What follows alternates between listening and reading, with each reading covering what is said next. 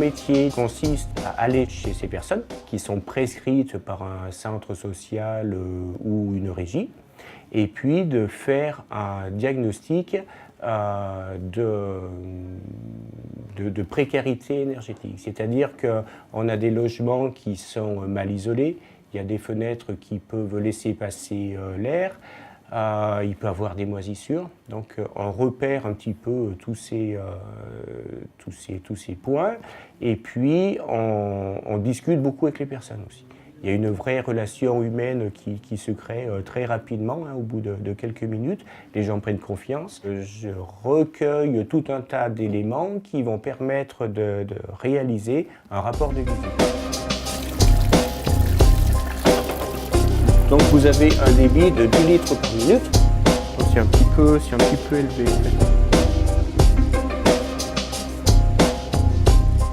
Lors d'un deuxième rendez-vous, ils sont mis à disposition des familles, encore une fois, donc soit des ampoules à basse consommation d'énergie ou des mousseurs.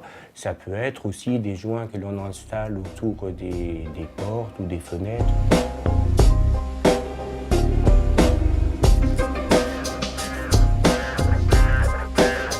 On mesure un an après la seconde visite Solenni d'être les consommations, on est autour de 30% d'économie d'eau et on est autour de 15 à 20% d'économie d'énergie.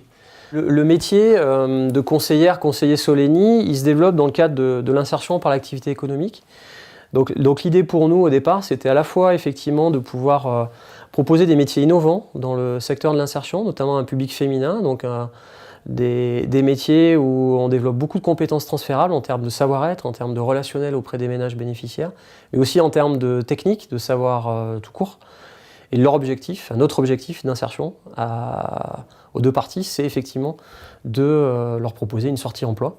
Ça peut aller d'activités autour du service à la personne, le service à domicile, puisque c'est des personnes qui tous les jours vont au domicile, donc elles acquièrent énormément d'aisance et de compétences sur du travail à domicile, au domicile de ménage.